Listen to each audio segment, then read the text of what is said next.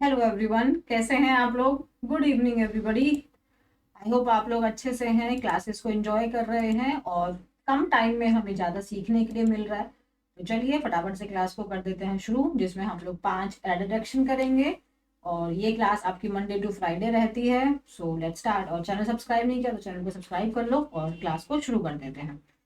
So we were driving home when suddenly a deer runs across the road. We were driving home यानी कि हम घर आ रहे थे, जब अचानक से एक जो डियर था वो रोड के अक्रॉस आ गया। मतलब जब हम लोग घर आ रहे थे तो अचानक से जो डियर था वो सड़क पे आ गया। अब हम घर आ रहे थे यानी कि जो ई सेंटेंस है, जो एक्टिविटी है, वो पास्ट की हुई। तो यहाँ पर भी हमें पास्ट ही लगाना होगा। अब अ डियर, डियर के साथ में हम लोग जानते हैं कि ये प्लूरल और सिंगुलर दोनों वर्ब लेता है। अगर हम आ लगा रहे हैं तो सिंगुलर लेगा। बट यहाँ पे हमें वर्ब से कोई ऑब्जेक्शन नहीं है कि सिंगुलर है कि प्लूरल है, क्योंकि हमें तो सेकंड फॉर्म लगानी है। तो अब देखो, यहाँ पे एक चीज आपको फोकस करनी है कि जो रन होता है ये वर्ब की फर्स्ट फॉर्म है, इसकी जो सेकंड फॉर्म होती है वो होती है रैन। अब यहाँ पे आपको कंफ्यूजन हो सकता है क्योंकि थर्ड फॉर्म भी रन ही होती है।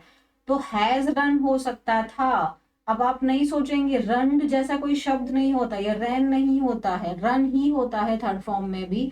आप हैज या हैव के साथ भी और या हैड के साथ इवन आप रन ही यूज करेंगे। Is it done? याद रखना है, यहाँ पे एरर नहीं करना है कि ये फर्स्ट फॉर्म नहीं दी है, ये ऑलरेडी थर्ड फॉर्म में ही है। ओके। एंड अब आप कंफ्यूज हो सकते हैं कि मैम ये फर्स्ट फॉर्म है कि ये थर्ड फॉर्म है, हम कैसे आइडेंटिफाई करेंगे। अगर वो फर्स्ट फॉर्म है तो वो डायरेक्टली यूज की गई है, उसके आगे आपको कोई हैज हैव हैड थोड़ी ना दिखाई दे रहा। और थर्ड फॉर्म कभी भी अकेले नहीं आती है, उसके पहले हमेशा हेल्पिंग वर्ब के रूप में हैज हैव हैड में से कोई ना कोई होगा। तो यहाँ पे थर्ड फॉर्म है ये। ओके। फोर्थ फॉर्म क्या हो जाएगी? रनिंग हो जाएगी, रनिंग। और फिफ्थ फॉर्म क्या हो जाएगी? रन्स हो जाएगी। तो इजी था। यहाँ पे क्या हो जाएगा? हमारा वर्ब की सेकंड फॉर्म हो जाएगा, तो ये हो जाएगा रेन।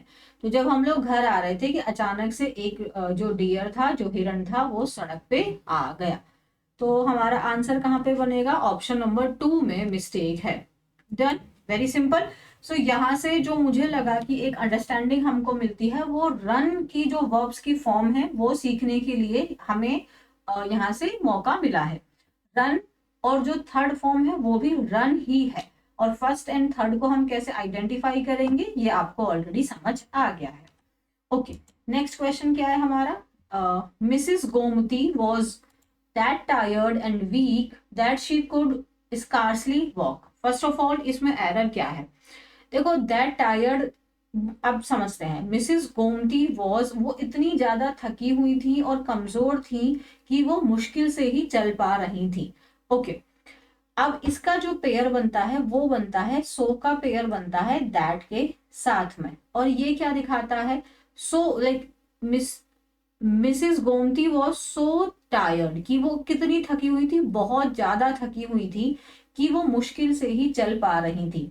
ये आपका दैट जो है ये रिजल्ट दिखा रहा है कि वो, इसका कारण, इसका रिजल्ट क्या हुआ कि वो मुश्किल से ही चल पा रही थी।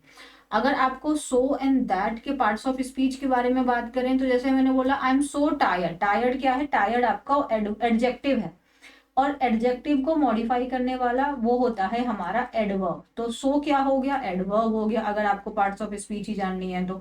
और दैट क्या है? दैट शी कुड, आगे ये क्लॉज बता रहा है।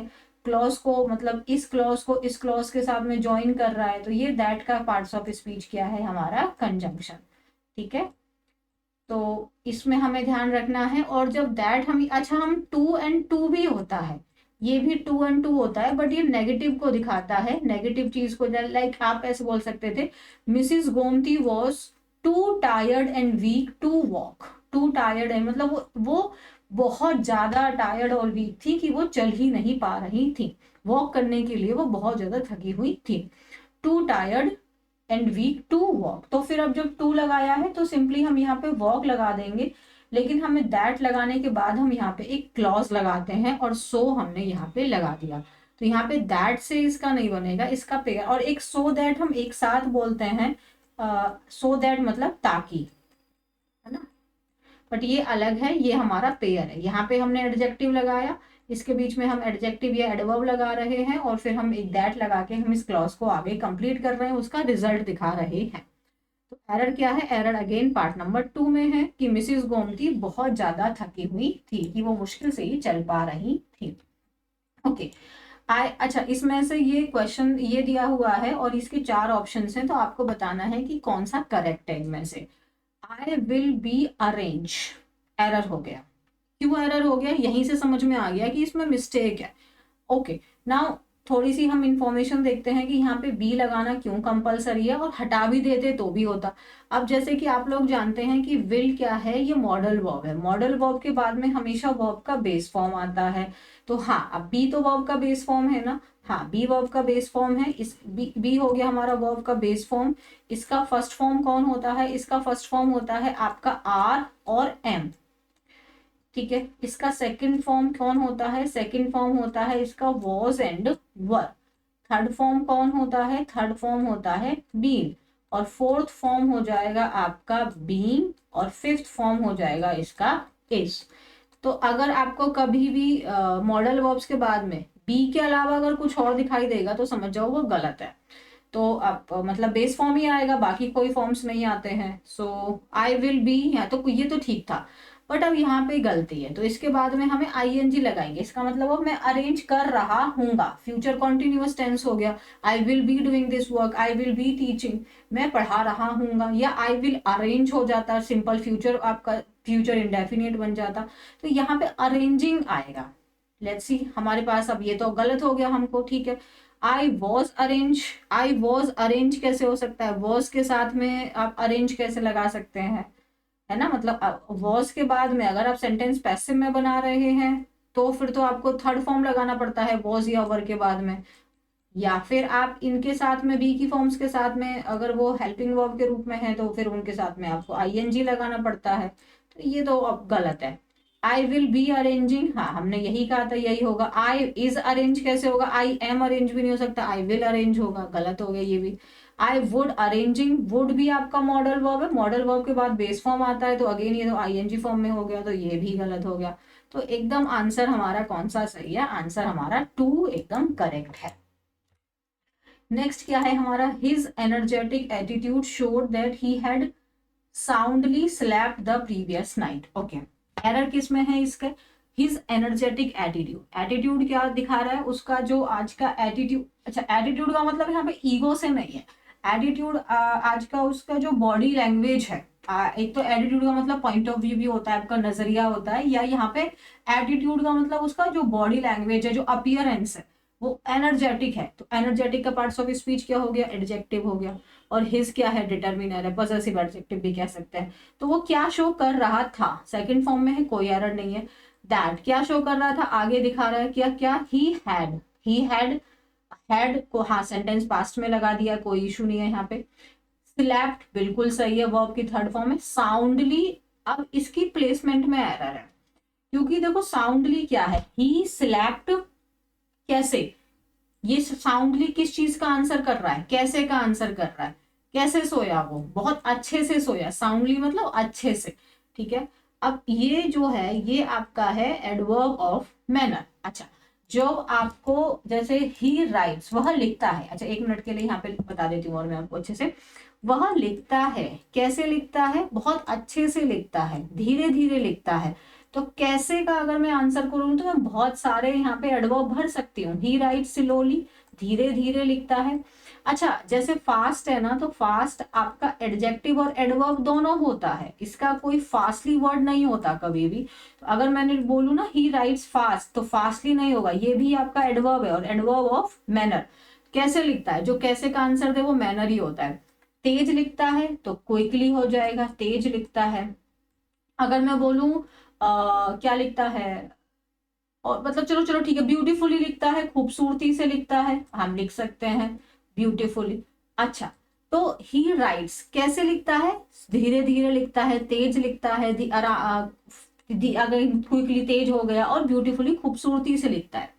अगेन यहाँ पे कैसे का आंसर है, ये सब आपके एडवर्ब ऑफ मैनर है। Okay fine.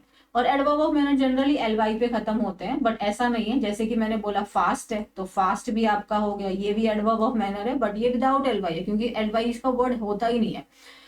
अच्छा, अब अगर मैं ऐसे बोल दूं ही राइट्स, वो लिखता है, क्या लिखता है, एक लेटर लिखता है, he write a letter, he wrote a letter. मान लो उसने एक लेटर लिखा, हमने ऐसे बना दिया, उसने एक लेटर लिखा। कैसे लिखा, बहुत धीरे धीरे लिखा, या बहुत ब्यूटीफुली लिखा, बहुत शांति से लिखा, हम कुछ भी लिख लगा सकते हैं। तो अब ये सारे एडवर्ब ऑफ मैनर है। अगर ये वर्ब है तो एडवर्ब ऑफ मैनर की जो प्लेसमेंट होती है वो हमेशा अपनी मेन वर्ब के बाद होती है, मेन वर्ब के बाद होती है। तो एडवर्ब ऑफ जो मैनर, आपका जो एडवर्ब ऑफ मैनर है उसकी जो प्लेसमेंट होती है वो हमेशा वर्ब के बाद होती है, मेन वर्ब के बाद होती है। एडवर्ब ऑफ मैनर की जो प्लेसमेंट होती है वो वर्ब के, मेन वर्ब के बाद होती है। तो फिर आप कहोगे मैम यहाँ तो आपने ये लेटर लगा दिया, फिर इसके बाद आप लिखे हो। अच्छा, तो दूसरी बात आपको क्या लिखनी है कि जैसे मैंने लिखा ही राइट्स, इसका कोई मैंने लिखा, क्या लिखा, आंसर हम दे नहीं रहे। अगर यहाँ पे दिया होता क्या, तो वैसे तो डेफिनेटली आपका ट्रांजिटिव वर्ब है, ट्रांजिटिव वर्ब है क्योंकि हमें चाहिए क्या लिखा उसने, तो लेटर लिखा, तो ये लेटर इसका ऑब्जेक्ट हुआ। अब अगर वो वर्ब ट्रांजिटिव है और उसका ऑब्जेक्ट दिया हुआ है तो फिर जो हमारा एडवर्ब ऑफ मैनर है वो उसके बाद आएगा। लेकिन वो सोया, सोया तो मतलब ठीक है, उसमें आगे क्या तो हम क्वेश्चन पूछ ही नहीं रहे, यानी कि इंट्रांजिटिव वर्ब है, तो सीधा हम यहाँ पे लिख देंगे he slap soundly the previous night. आपको पता है प्रीवियस नाइट पूरा पूरा क्या बन गया है, ये भी आपका एक एडवर्ब, कब कब कब का आंसर दे रहा है ये प्रीवियस नाइट, तो यानी ये एडवर्ब ऑफ टाइम है, ये आपको पता है ये एडवर्ब ऑफ टाइम है, previous total the previous night, पुरानी कल, मतलब कल की रात। और हमेशा आपको याद रखना है एडवर्ब ऑफ मैनर पहले आता है उसके बाद टाइम आता है।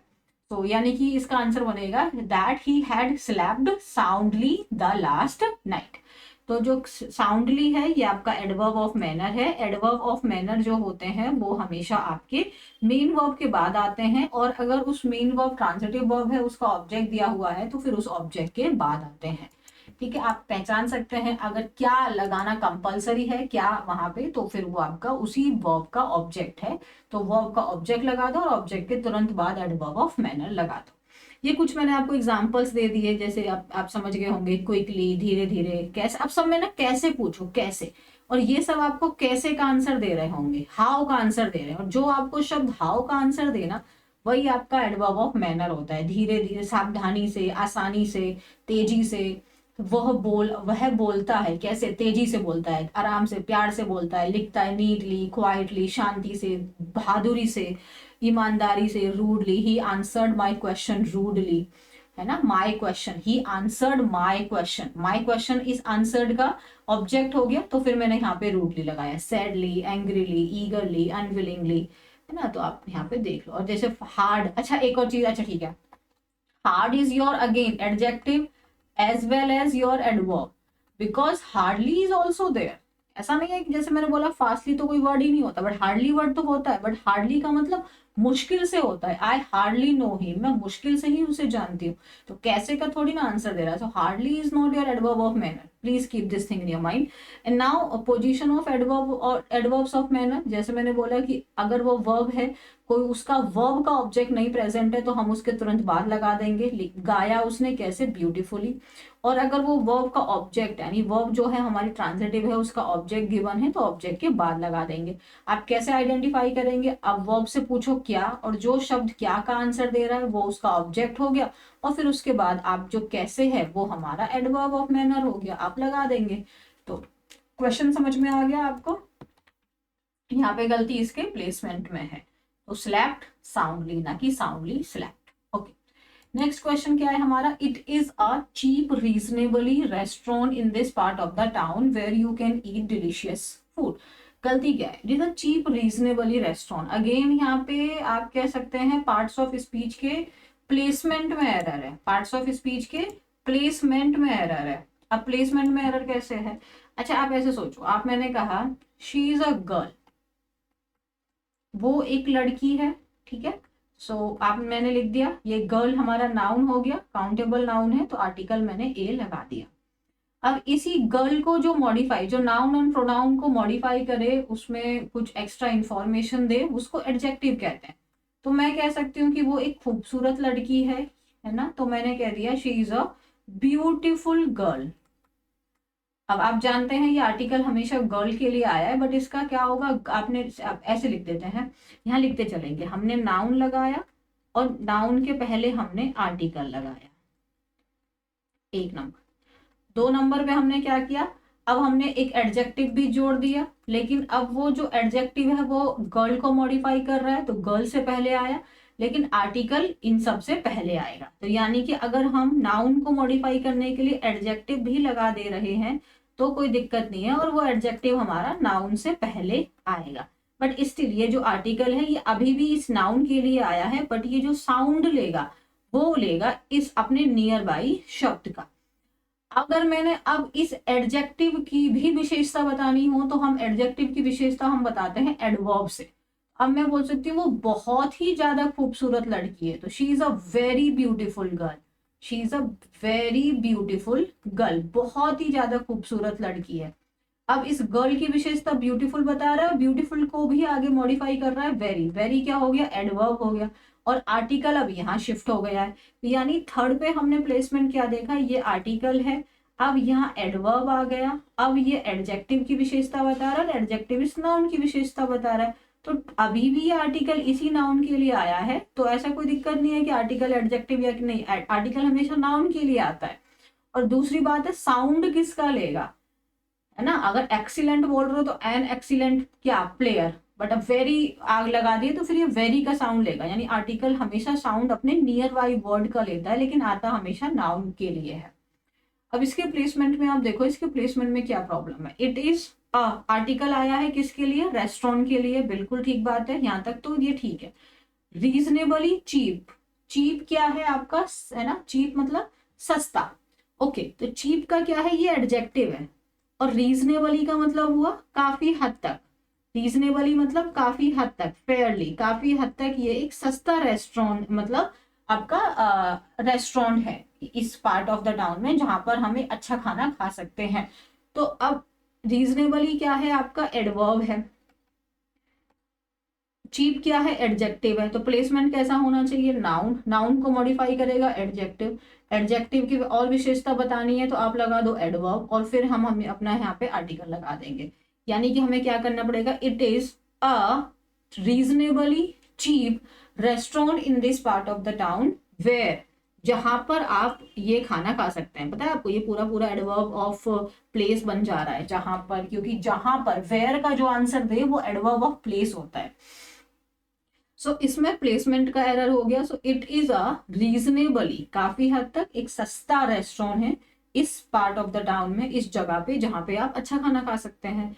तो the error is in the part number 4। I hope ये कैसे है, आपको ये पूरा पूरा समझ में आ गया होगा। नाउन या प्रोनाउन की विशेषता आपके एडजेक्टिव्स बताते हैं, उनमें एक्स्ट्रा डिटेल्स ऐड करते हैं। अगर हमें एडजेक्टिव को भी क्वालिफाई करना है, उसको भी आगे और मॉडिफाई करना है, तो हम एडवर्ब लगाते हैं। और जब काउंटेबल नाउन होता है तो उसके लिए हमेशा एक आपका आर्टिकल आता ही आता है, वो सिंगुलर है तो आ गया हमारा। तो हमको ये प्लेसमेंट का ध्यान रखना है। तो एरर कहाँ पे है, एरर है पार्ट नंबर 4 में। डन है, ये हमारे सीपीओ के ही क्वेश्चंस हैं, और अभी ये वाली पूरी क्लास अभी सीपीओ पे ही चल रही है। तो टीयर 1 के जो क्वेश्चंस रहे हैं हमारे, आई होप ये क्लास आपको अच्छी लग रही है, समझ में आ रहे हैं, कम टाइम में ज्यादा कॉन्सेप्ट सीखने के लिए मिल रहे हैं। क्योंकि आई अंडरस्टैंड, मैंने अपने स्टूडेंट से फीडबैक लिया तो उनका यही था कि मैम लेंदी वीडियो हो जाती है तो कहीं ना कहीं वो एक हैक्टिक हो जाती है, और जितना शॉर्ट रहेगा उतना ईजी भी रहता है। तो आप लोग जैसे बोलेंगे वैसे ही किया जाएगा। सो आई होप आप ये इंजॉय कर रहे हैं। टेलीग्राम ज्वाइन कर लेना है ताकि ये क्वेश्चन आप सेल्फ रिवाइज जरूर करें, ठीक है, ताकि एक बार आप खुद से देखें और वो कॉन्सेप्ट फिर आपके ब्रेन में एकदम मजबूत हो जाए, स्ट्रेंथन हो जाए। तो चलिए हम मिलते हैं अगली क्लास में। चैनल सब्सक्राइब नहीं किया तो प्लीज चैनल सब्सक्राइब कर लेना। और जिन बच्चों को ये प्रॉब्लम है कि मैम वर्ड पार मेड इजी, तो प्लीज आगे कराओ, तो डेफिनेटली मंडे से उसकी क्लास भी आ जाएगी। ठीक है, सो चलो अपना ध्यान रखो, टेक केयर एवरीबॉडी, बाय।